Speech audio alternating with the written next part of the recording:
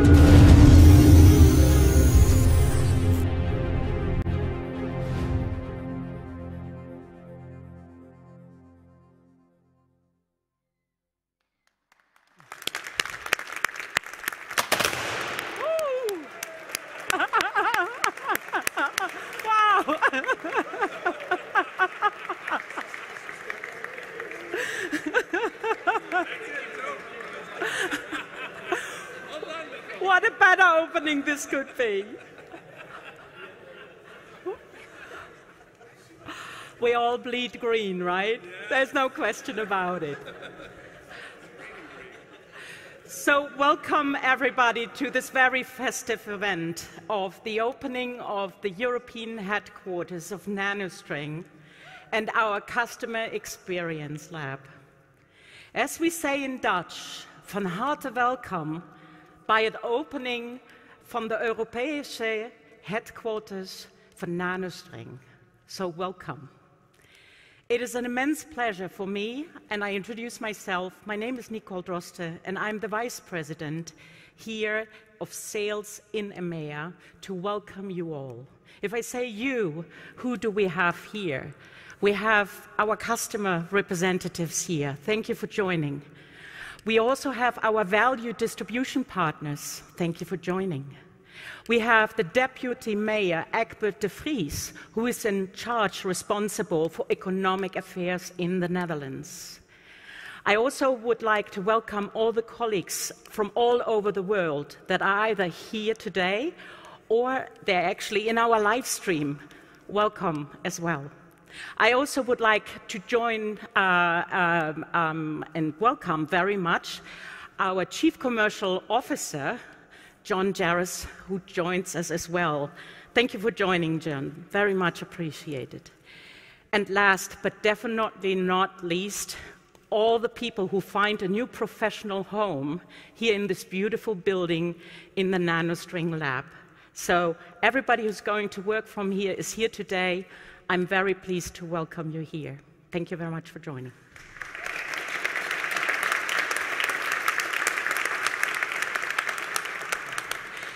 The team has put forward a very exciting agenda. We have great speakers today. Then we're going to have guided tours where you can see the lab and the surrounding.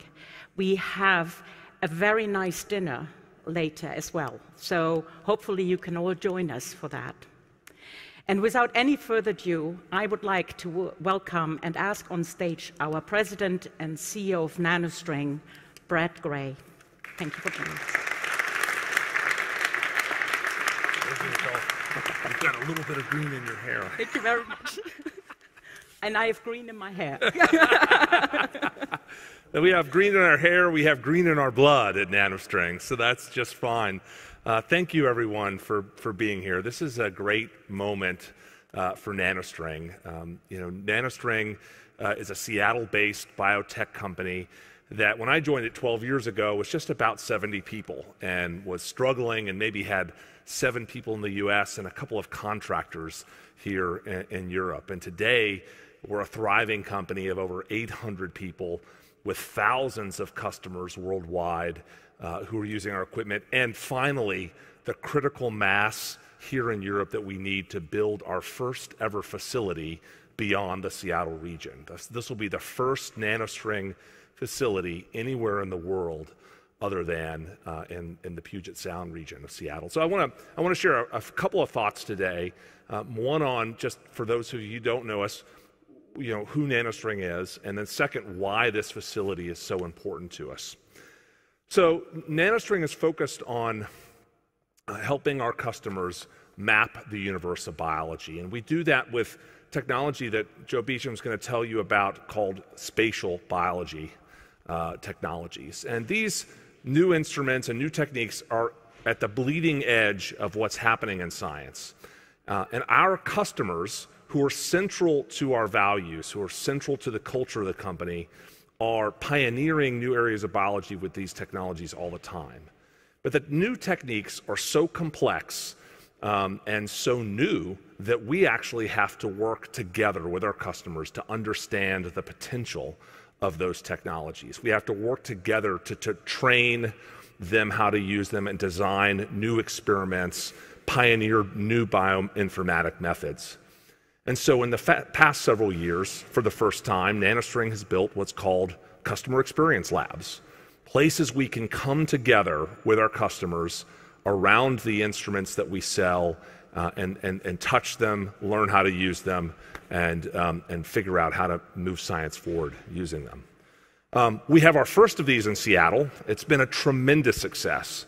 And as it just so happens, last night I received an email from one of our customers, soon-to-be customers, I should say, from a major U.S. medical university who had the pleasure of spending several days in Seattle with our customer experience lab last week. I want to read some of her words. She writes, "I wanted to send a note of thank you to you and your team at NanoString for your help in the demo of the genomics instrument in Seattle.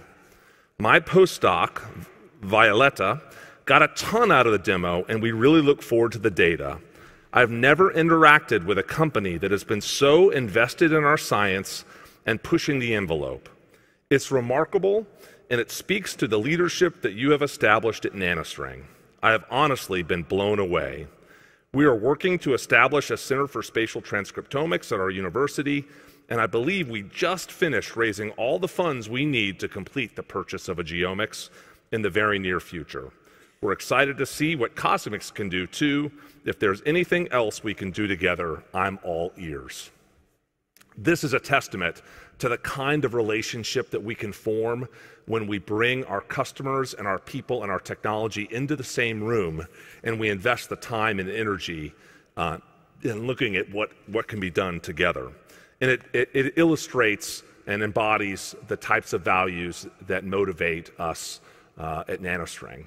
Now, Seattle is a long way from Europe, and so now, with today's opening, we can provide customers and scientists all over Europe with the same experience that this woman had when she sent her folks from Massachusetts to Seattle. And so we really look forward to showing you what's upstairs in our technology and how we're going to use this offering. So not only is this facility our customer experience lab, it's also our European headquarters. When the idea came to form a customer experience lab here in the Netherlands, I insisted that we create more space, that we get a marquee type of facility that would not just attract our customers to come visit us and see our technology, but would provide the first ever kind of home and critical mass and home base for our European commercial team, and a place where we could not just hire colleagues who would be focused on customers, but add people who would be focused on our own employees, human resource, finance, legal, and IT, and begin to build the capabilities in time zones, 9 hours away from Seattle, to support both our customers and our people here. And we have one wave of hiring that's taking place to maybe fill a portion of the facility you'll see upstairs, and I look forward to more success and more growth in the years ahead. And many of you can start to call this your home. So, in closing, how did we get to this place? It took tremendous championship from the members of NanoString who've been here in Europe, who've been clamoring for years that when are we going to have a European headquarters? When are we going to have a European headquarters? To take the challenge, to identify the space, to make the business case for why it was important, and to just organize this entire endeavor. You know, 9 time zones away from NanoString headquarters, and they've done a brilliant job, and I look forward to recognizing some of them a bit later. So thank you all for being here today. It's my pleasure to get to meet many of you as we mingle after this session and as we tour upstairs. Now I'd like to introduce Mr. De Vries, who's himself a PhD in biology, I've just learned, to say a little bit about what the city and the country here think about the investments that NanoString and others are making here in the region. Thank you for being here.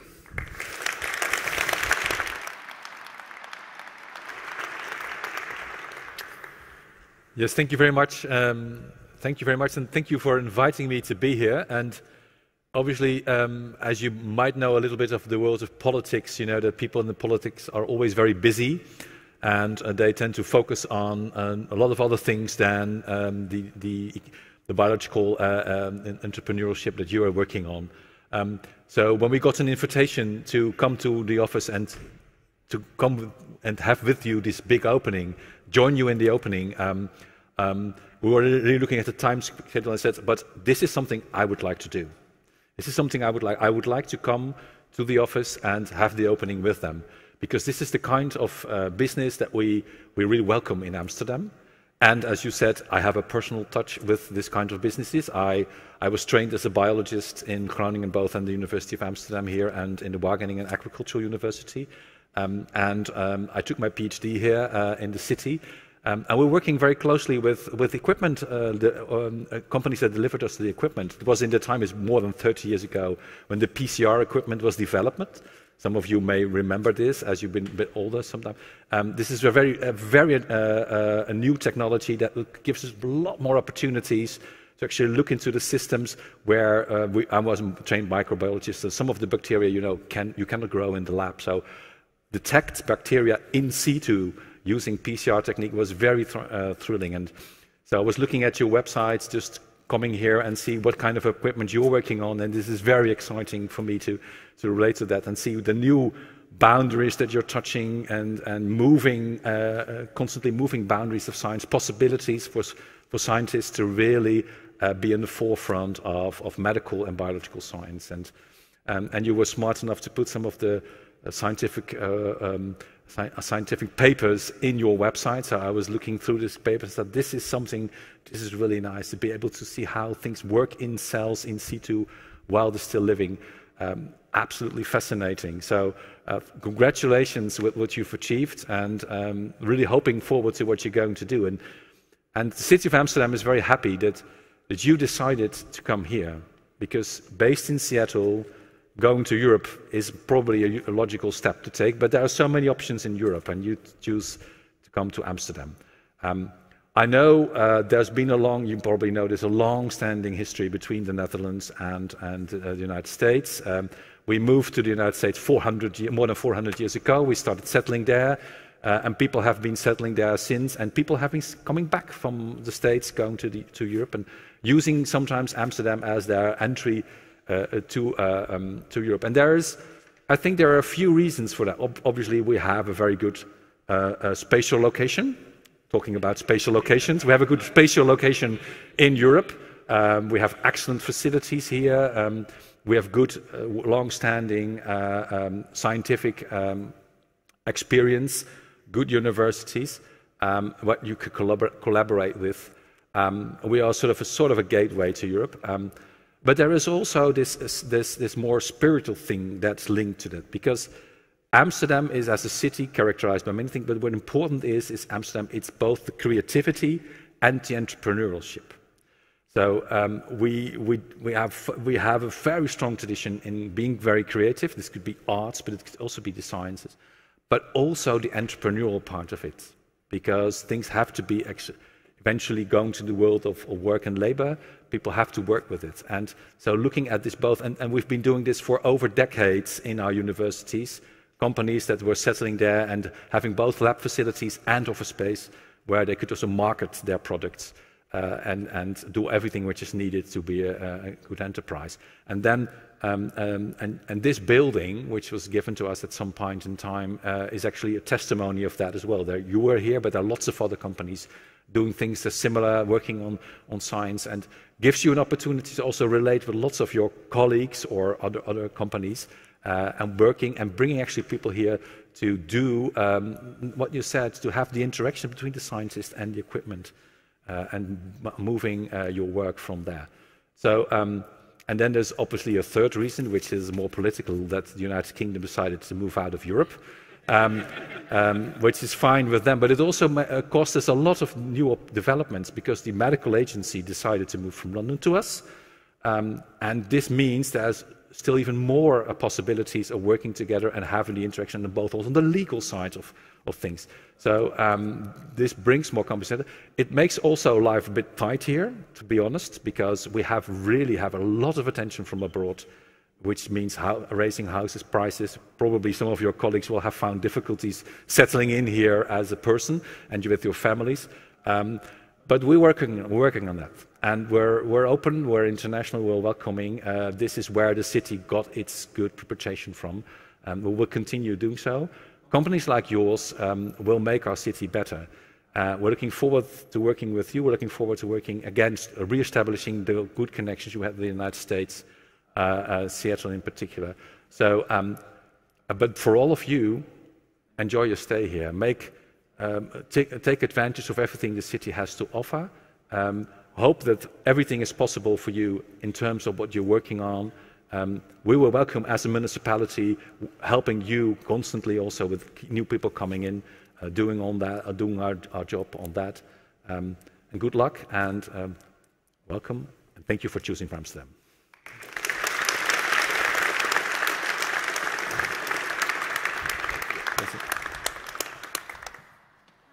I am pleased to be here today. It's been a long time in the coming before arriving today, but I am Beth Nye, VP of Customer Experience. I wish I could say this was all my vision and that I was smart enough to figure this out, but glad that we have Brad before me that was smart enough to figure this out. So I took this position in October, so this was well before me. Actually, all of the renovations and stuff actually began in March of 2021, so it has been a long time coming and a lot of hard work for a lot of departments, just like Brad said. When I was thinking about how you describe the CX Lab, I really look at it as a collaboration center. It's a collaboration center for us as employees of NanoString, but also a collaboration center with our customers. If we have space for marketing, for sales and CX to collaborate together, and for all of the European colleagues to have a home, not that there's not a home in Seattle, but a home that's at least a little bit closer, but also for our customers to get to experience what NanoString is all about without having to go to Seattle. Currently, as you'll see on the tour upstairs, we have all of the platforms that we have today, that we offer today. That includes the GeoMix, the Encounter Max, and the Sprint system. In the future, we will have the Encounter Pro, and we will have Cosmix here for our customers to experience firsthand and live. I had the pleasure of traveling, through the UK.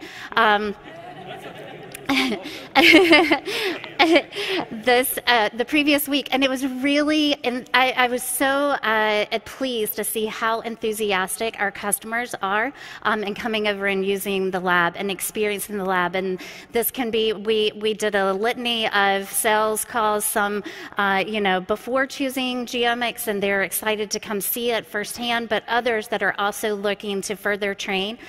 We also can use the CX Lab to support our partners. We have a Leica Bond. We also have an Illumina NextSeat 2000, so looking forward to also highlighting our partnership there. I am given the honor of getting to introduce one of our favorite nanostringers for sure. I'll tell a little story that, so Joe Beecham is our Chief Scientific Officer, Senior VP of R&D, but I have been at NanoString for 10 years, and probably on week number 4 for me, I met Joe B, as I call him. I met Joe B in the field. Joe B was on his first customer visit. Michael was there too. We went to University of Vanderbilt. We really didn't know how little we all knew about NanoString at that point, I think, but we're successful. So I've enjoyed Joe B for many years, and love to hear the science that he sees in his vision for the CX lab as well.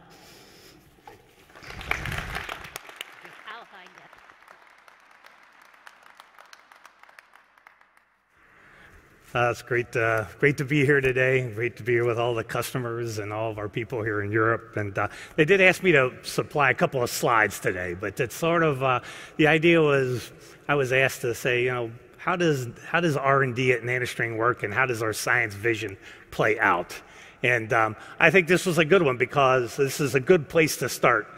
Because it really is about, I think NanoString has a really special relationship with its customers. It's different than any other company that I've worked for. I was with LifeTech for over a decade, and it's just not the same as the kind of relationship we have with our customers here.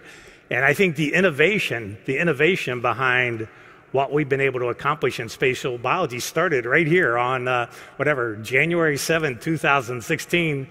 I was giving a talk at MD Anderson Medical Center and staying at the little Marriott right there that probably 1 million nanostringers stay at. And I'm in the hallway waiting to get picked up to go to give a talk there, and I'm scribbling this concept down for what became the geomics chemistry. And that was literally geomics on a piece of paper on a memo pad from Marriott. And then during the course of that day, I'm meeting with customers, important NanoString customers, and one of them was a guy named Gordon Mills, who was a professor at MD Anderson, specialized in protein-based biomarker discovery.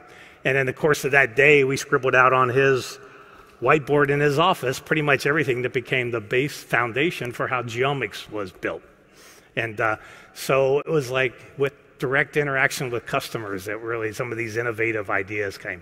Similarly, on a trip to Boston with customers, I see Ian Buell in the audience or whatever. This is the first time we started talking about proteins in the outside world, and that was with a customer there at Mass General, a guy named Ralph Wiesletter, and we developed the original protein barcoding methodology. So, you know, customer experience is really in our genes. It's in the foundation of how we do things at NanoString.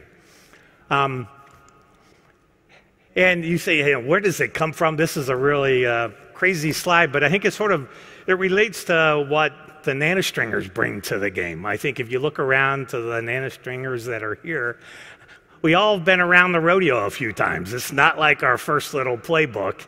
And, you know, and if I think about my playbook on how we generated geomics, how we invented geomics and cosmics, it's a crazy mishmash of things that happen in all of our Rolodexes, right? You know, being a professor at a place, being in a physics department, building instruments in a physics department, then becoming a faculty member. I did almost over a decade at Vandy as a prof, so I feel like I know what that is like.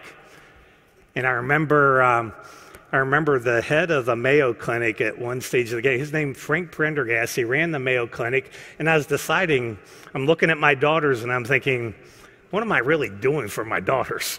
Am I doing anything? I'm filling a library full of papers, and it's like, who really cares? And I said, I'm going to have to leave academics to do something. And I remember calling up Frank. He was the head, and he said, it was a Friday night, and he said, Beecham, you should leave. If you really want to affect the world and customers, yeah, you got to get out of your little ivory tower at Vandy and do something for real. And I did. And I remember hanging up on that Friday night and telling my wife, you know, we're heading to the Pac Northwest. So anyway, I worked at a little imaging place called Molecular Probes, and actually their European headquarters and customer experience lab was right here in the Leiden. So I used to go back and forth to the Leiden every quarter. And that's where I realized the entrepreneurial nature of the Netherlands and what is here is really exceptional. So anyway, I lived with them. And then, that was imaging. Then Life Tech was sequencing. And then at NanoString, it was like, how do we bring those two things together and make a spatial biology where we take all the power of the next generation technologies and then do it in space without blending everything up in a little blender and trying to figure out what's going on. And then that became both the genomics and the cosmic spatial platforms. So, the images and the things we can do in spatial biology is just remarkable. I'll give you one other anecdotal story. I remember when we launched the genomics, and I think Brad was there, probably most of you guys were there. I remember sitting in front of the whole audience there and doing something that nobody in the entire world had done. It was 90 in situ RNAs spatially resolved. That was just 2 years ago. That was 2019, 9-0, and it was about 10 times more than anybody had ever done before. And then between 2019, we go from 90, we're here 2022, and it is 22,000 RNAs in space we measure every day, day in and day out, and it works like crazy, it works like a charm in genomics, and you just realize how fast it can go. And I guess one other anecdotal, I'm almost done. One other anecdotal would be, I remember the day we decided to do whole transcriptome in genomics, and I remember I'm sitting there and I'm looking at the preliminary data from 90, and then we did 90, we did 500, still looked pretty good, 1,000 in situ probes looking good. And I remember talking to my own scientists saying, yeah, we got to go for it. He said, it can't possibly work. I mean, my own scientists are telling me it can't possibly work. And I said, show me the data. Show me the data we can't go there. And nobody could show me any data that we couldn't go to 20,000. And I remember I walked up to Brad's office. It's like the way it is in Seattle. It's about 2-block walk up the hill. I go to his office. And I'm saying, Brad, it's going to cost us some real money to make this thing, but I think we should make the whole transcriptome. And he looks at me, he said, you can do the whole transcriptome? I said, I think we can do the whole transcriptome. He said, great. This is like in the summer. He says, oh, by the way, could you have it done and show it off by AGBT, which is like February? And I said, yeah, we can do that. We can do that. And we did it, and it worked. First time, version 0, the whole transcriptome works. So anyway, so that hopefully that gets you a little bit of a feel for how R&D is at NanoString. It's linked with the customer right at the hip, and that's where a lot of the innovation comes as we talk back and forth. And then we're also small enough that we can still make stuff happen. So I imagine at Life Tech, how long it would take for me to get a whole transcriptome through the bureaucracy to make that product. By the time it would have come out, no one would have cared. Somebody else would have done it. But we did it in one day. Said, let's go for it. And we did it, and it worked. Biggest product we've ever made. I think it's the best product I've ever made by a long shot. So anyway, so hopefully it's great to have this here. Hopefully this gives you a feeling for how RNA is done. And yeah, these are some of the people. These are some of the people that are this is actually all of R&D as of a couple of years ago before COVID, where we could all get together. There is the very first commercial genomics that ever went out the door, customer number 1. Probably somebody knows where it actually, I don't know what the address and the 2 on that one is. Somebody must know that. And then I'm looking out here, seeing some of the great customers. I saw Peter Mombards walk in. I don't see, where are you at, Peter? Are you somewhere? Oh, there you are, over here. And, another example of a great customer interaction. I don't know whether you saw it. He had a killer good cell paper on COVID-19. It's a paper like you just have to read it. If you haven't, go look at it. It's got some nice genomics, whole transcriptome data in it. He's come back to Seattle, and we're talking about doing some of those special samples with Cosmics, and we're definitely going to pull that off. Again, innovation, working with our customers to do that. So nice to see you here, Peter. And I think with that, I'm going to hand it back to Brad and let him close us up.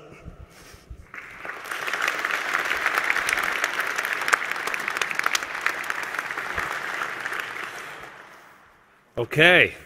I'd like the others to come join me here. I don't want to be up here alone. This is a big moment.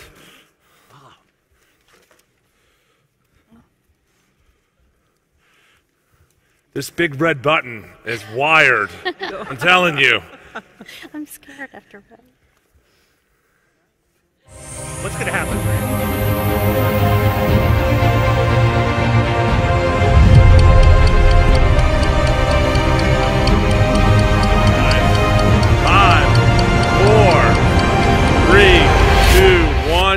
Zero.